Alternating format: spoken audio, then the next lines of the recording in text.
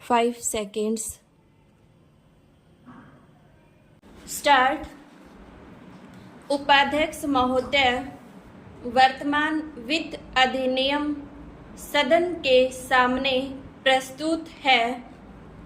इस बिल पर मुझे बोलने के लिए आपने समय दिया, इसके लिए मैं आपका आभारी हूँ।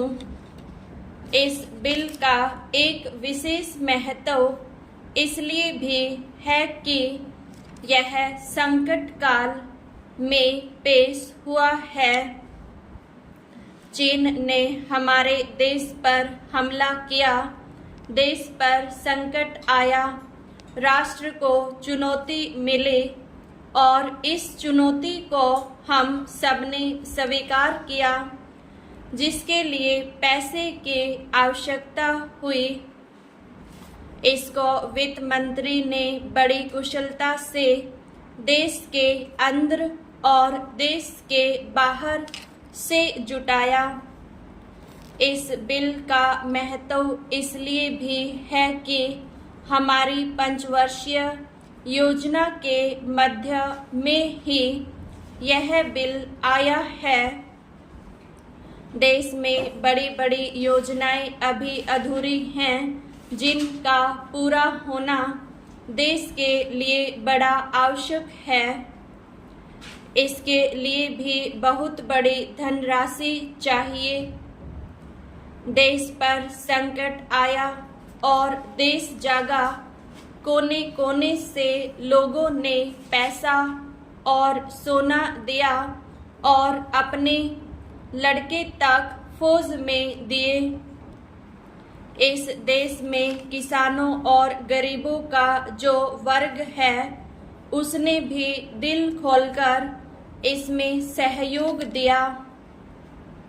उसके बाद जो उन पर अधिक बोझ कर के रूप में पड़ रहा है या अनिवार्य बचत योजना के रूप में पड़ रहा है, उसको भी वे खुशी खुशी सहन करने को तैयार हैं, परंतु वे सरकार से भी कुछ चाहते हैं।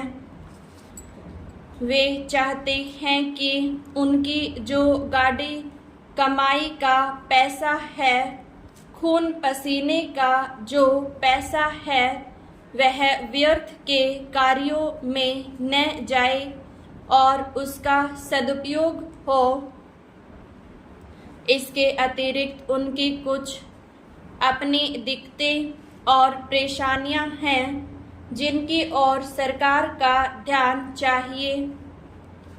इस आपातकाल के समय में जो उनको इन आए दिन की कठिनाइयों से राहत मिलनी चाहिए, ऋण लेने में और अन्य कार्यों में जो अड़चनें पड़ती हैं, वे दूर की जाए।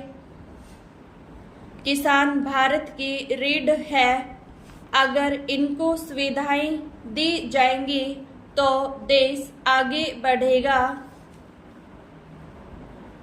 आज जहां देश के साधारण लोगों ने इस सरकार का हाथ बटाया, वहां एक वर्ग ने, जो कि धनी वर्ग कहलाता है, अपने साधनों के अनुसार सरकार के सुरक्षा कार्यों में सहायता नहीं की।